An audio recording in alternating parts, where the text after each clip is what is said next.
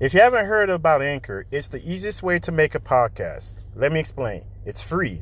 There's creation tools that allow you to record and edit your podcast right from your phone or computer. Anchor will distribute your podcast for you so it can be heard on Spotify, Apple Podcasts, and many more. You can make money from your podcast with no minimum listenership. It's everything you need to make a podcast in one place. Download the free Anchor app or go to anchor.fm to get started.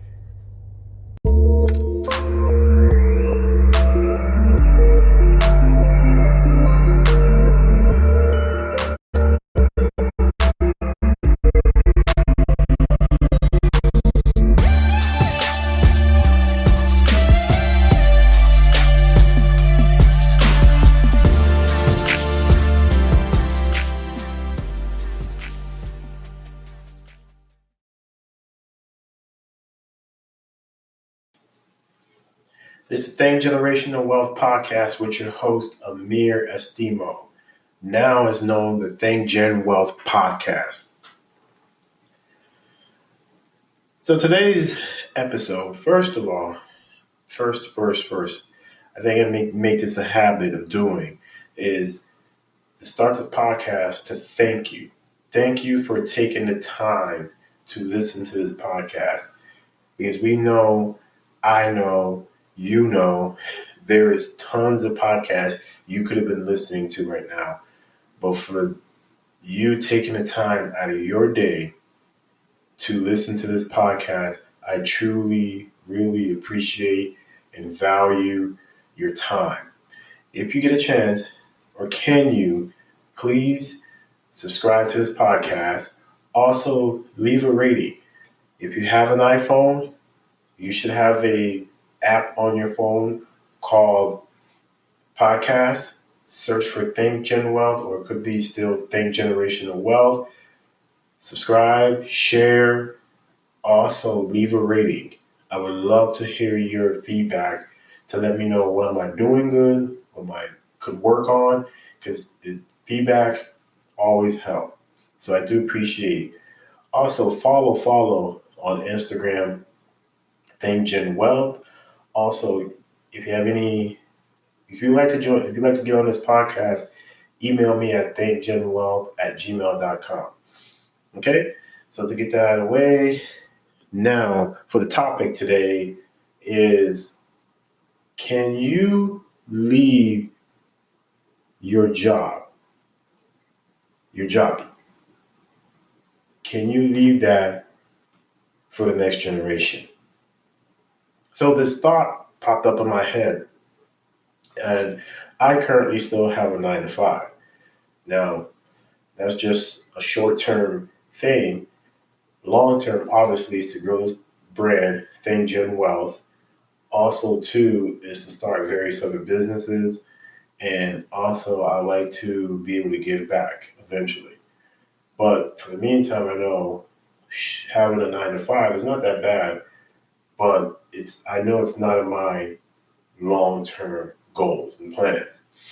But every month, when we have our meetings or quarterly meetings, we generally have a quarterly meeting, then we have our team meetings every single month. But our organizational meetings that are done on a quarter, we recognize other people that's been with the company for years and years and years. But it always amazes me to see that a company can be with, or a person can be with a company for X amount of years, sometimes 30 plus years. I've had even one that we celebrated recently or recognized recently, been with the company for 60 years. And I shake my head at times because it's crazy, because my last employer, I was with the company for 10 years. My current one, I'm already looking for another role, looking for another opportunities out there.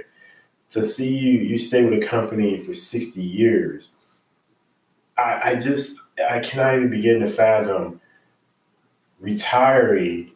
And then if I have kids, I don't have, maybe I think now these days, with all the information we have in the internet, nowadays people are smarter.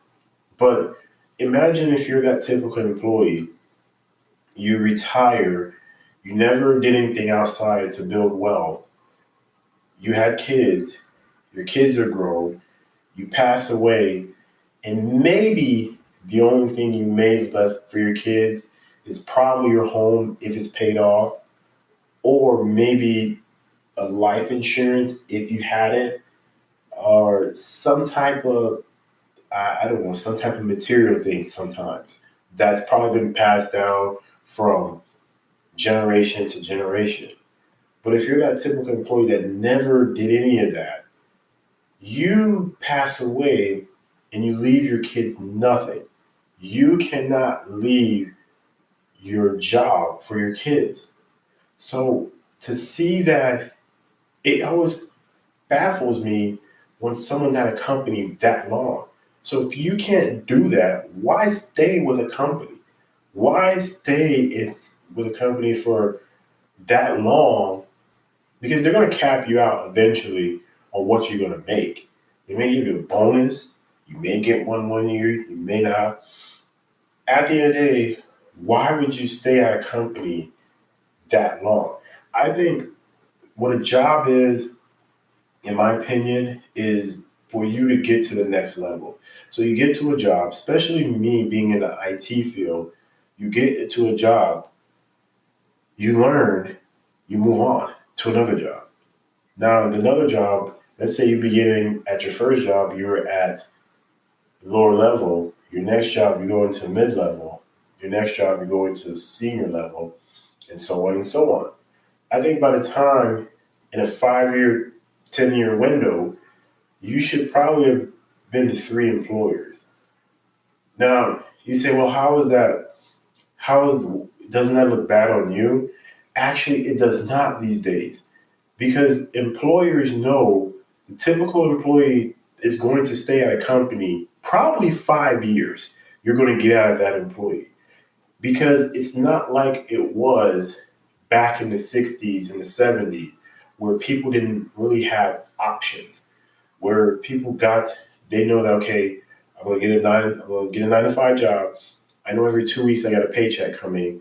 I'm comfortable. I get a 401k. I'm comfortable. Great. That's it. These days, with the millennials, with the one, even the generation behind the millennials, we are not staying at a job that long. That's why pensions don't even exist in most companies because the typical employee stay at a company maybe 5 years tops. You That's the only way, to be honest, that's the only way really to increase your income. Because if you stay at one company, they're gonna max you out. They're gonna find ways not to pay you more money. You get a bonus, great. But if you go to another company, you may get a 10, 15, $20,000, 30, $40,000 raise, so and so on. You should be able to control how much, how long, and what. You should be able to control those things when you work for a 9 to 5. Okay. But when you stay at a company so long, you pass away, and then you can't leave your job for the next generation. So why not have assets? Why not build, businesses on the side? Maybe have a side business, do it on the side. That if you do pass away and you've taught your kids, you've educated them, and they have the right mindset, they can carry that business on and so on to the next generation. But to me, to stay at a company that long and then you retire and you have nothing for you to show for it, it to me doesn't make any sense. And I think when it comes to me and my message, is that I would like people, I feel me not being taught or educated growing up when it comes to money, how to handle money, how to, how to be able to understand how money works. And now that I'm learning it, and then I'm sharing my thoughts and some of my, what I've learned with you, hopefully you can take that and move into action. But I just think when you stay at a company that long, it becomes, especially these days, and especially when you're in certain fields, in the IT field, you're almost these days getting penalized for being at a company that long, because in the IT industry, tools change all the time, and now we're getting more into automation. So if you don't have certain skill sets, you don't build on certain skill sets, you're not going to be able to compete against automation, because a job that they can hire a human being to do, and now they can automate it, where now they don't even need the human element, you have to have other skill sets to be able to survive, right? So for me, my experience, I started my journey with Toastmasters and learning how to public speaking, learning how to build confidence. Because I think the number one fear probably in this world is public speaking. We are afraid to get up on stage and talk. So for me, that's a fear of mine, was getting up on stage. I don't care if it's 5 people, 10 people, 100 people, 10, 20,000 people, millions of people. It is still a nerve-wracking thing to get up and talk in front of people. So I've started my journey with Toastmasters. I'm looking at other opportunities. I am now also going to take a course and become a certified financial educator, because I want people to be educated about money, because I was not educated about money. But now I'm starting to take some of these things, put into practice. Now I'm on a journey of financial independence. And you will be the first to know once I achieve financial independence. And I'm not going to quit until I get there. And I'm going to take what I'm learning now, apply it, and hopefully be able to take it and share it and educate it with other people. So start building other skill sets. Don't sit at a job that long, and when you die and something happened to you, now you can't leave your job, because a job is what it is. You cannot leave your job for the next generation. So you got to be able to do things on the outside with all this vast knowledge we have, education we have, information we have. You should be able to say, okay, you know what? I want to build generational wealth and leave it for the next generation. Leave that legacy. Leave something people can remember you by. Or is it going to be, when you pass away and leave this earth, it's going to be so and so was working at a company 30, 40, 50 years. Okay, great. But so and so did not leave a legacy. So I think that's interesting. And I think that's something, even for me, even for me, it's made me start thinking that, man, and that's how this podcast got released. That's how I started this podcast, was because when I heard that person that they were recognizing was with the company for 60 years, I went into a frantic. I was I was completely flabbergasted, because how could you stay here for 60 years? So it's crazy. But hey, I have 4 thoughts, questions I would like to leave. And I think I'm going to start implementing this too onto the show.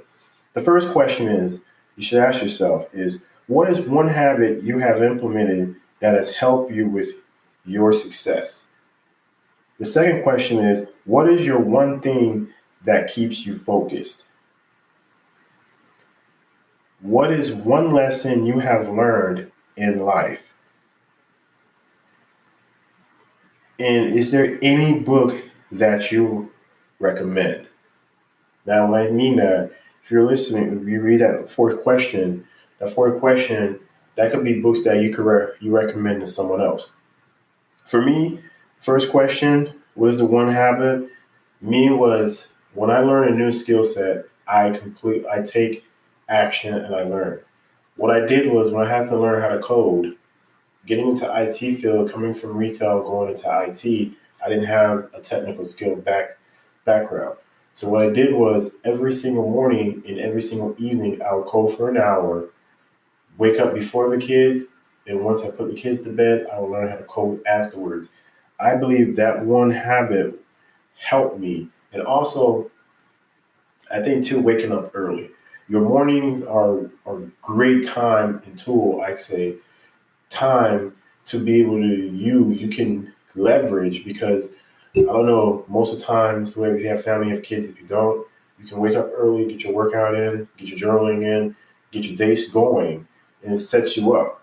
The second question is what is your one thing that keeps you focused? Well, my one thing right now is I'm focusing on contacting, networking, meeting people, and growing my brand.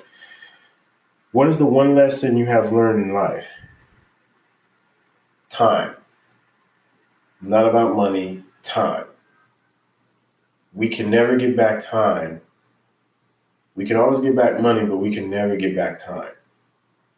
And at any given moment, we can depart from this earth. That's the realization of life. But it's what you do in the time that you have is what counts and what matters. Any book that I would recommend the one thing by Gary Keller, Atomic Habits by James Clear. Those two books are probably the two books I've talked about in recent episodes on the podcast. If you hear me talk about, I think it is episode 13, Good Habits versus Bad Habits. You can check that out. Your one thing, actually, I think the one thing was recently Good Habits, Bad Habits was the episode before that. Go ahead and check those two out. I talk about habits, talk about the one thing. So list those four questions, think about them, and ask yourself those questions. And you answer those questions. Actually, share those questions with someone else. Maybe that could be a conversation starter. And you can start, you don't know where that can lead you. Okay. So what should everybody be thinking? Generational wealth.